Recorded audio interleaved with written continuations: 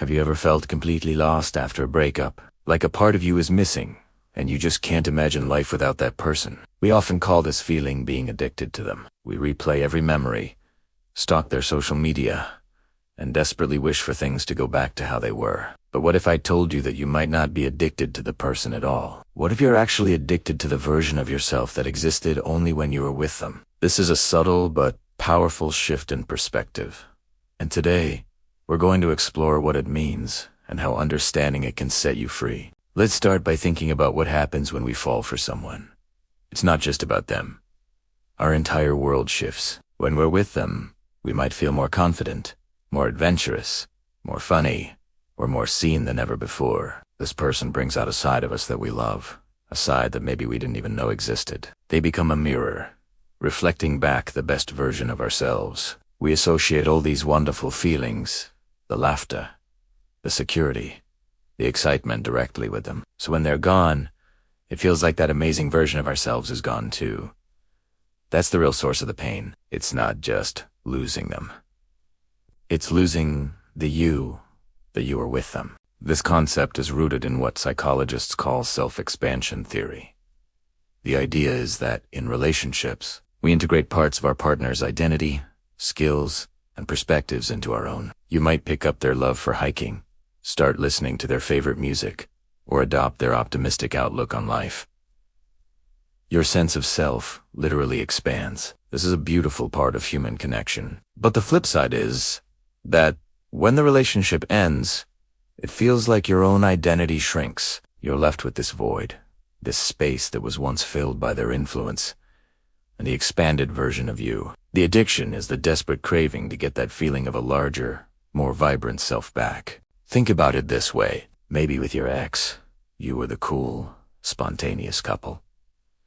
You went on last-minute road trips and tried new restaurants every weekend. Now that you're single, you're back to your old routine, and it feels dull and empty. You miss the thrill, the identity of being that adventurous person. You're not necessarily missing the specific arguments you had or the way they left their socks on the floor. You're missing the person you got to be. Or perhaps they made you feel incredibly intelligent and witty. Your conversations were deep and stimulating. Now, you feel like no one gets you in the same way.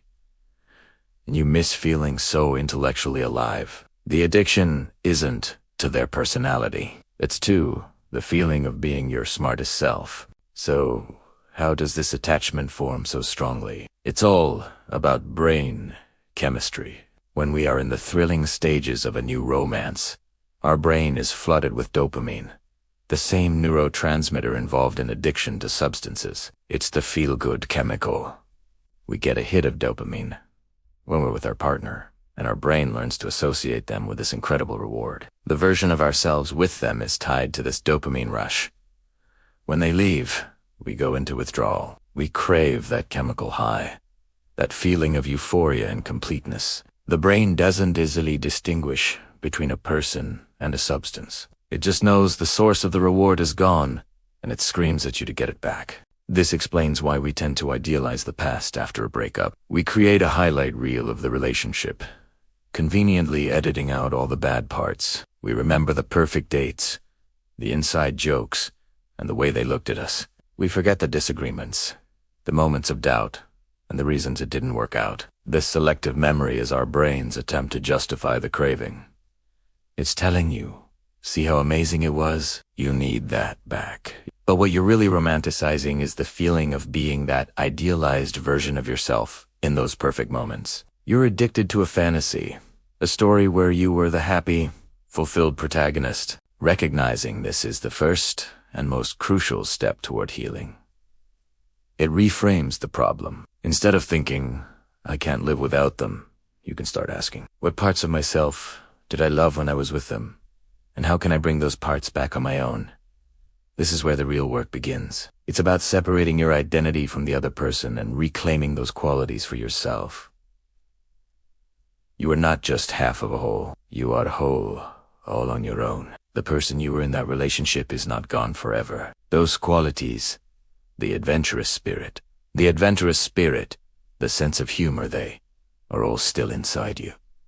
They weren't a gift from your ex. Your ex was simply the catalyst that helped you discover them. So, let's get practical. How do you reclaim that version of yourself? Start by making a list. What did you love about who you were in that relationship?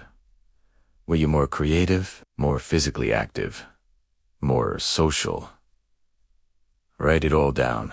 Now, next to each quality, brainstorm 1 or 2 ways you can cultivate it by yourself, for yourself. If you miss being adventurous, you don't need a partner to plan a solo day trip or try a new hiking trail with friends. If you miss deep conversations, join a book club or start a podcast. The goal is to prove to yourself that you are the source of these amazing traits, not them. This process is about rebuilding your self-concept. It's about finding new mirrors. Your new mirrors can be new hobbies, new friends, or new challenges. Every time you try something new on your own and enjoy it, you are rewiring your brain. You're creating new neural pathways that associate good feelings with your own actions, not with the presence of a former partner. It might feel forced or scary at first, but with each step, you're gathering evidence that you are complete. You are capable. You are enough. You are the person you've been missing, and it's okay. To grieve the end of the relationship, but also grieve the loss of that shared identity. Acknowledge the sadness, but don't let it convince you that the best version of you is in the past. That version was just a chapter, a preview of your potential. The person you were with them was a beautiful, but limited edition. Now you have the opportunity to become the full, unabridged version of yourself, integrating all the lessons you learned and discovering new parts you never knew you had. You are not going back to who you were before the relationship. You are moving forward into someone even better. If you're struggling with these feelings, please know that it's a normal part of the human experience. But if the pain feels overwhelming and you're finding it hard to cope, reaching out for support is a sign of strength. Talking to a therapist or a counselor can provide you with tools and a safe space to navigate these complex emotions. You don't have to go through this alone.